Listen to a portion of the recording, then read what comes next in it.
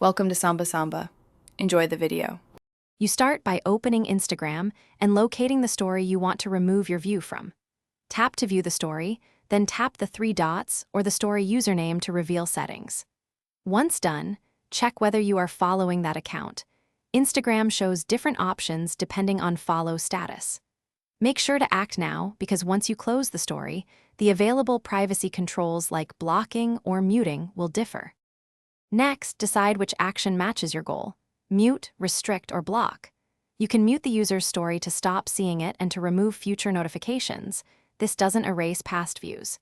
If you want to remove your view and cut contact, tap block. That immediately prevents them from seeing you and removes your history in many contexts. Alternatively, restrict reduces visibility quietly. Use it when you want less exposure without escalating to a... Finally, confirm the action when Instagram prompts you, and then verify it worked by checking your following and follower lists or trying to view their profile. If your view still appears in their story viewers, clear the app cache or log out and log back in because display delays can occur. If problems persist, change your password and contact Instagram support.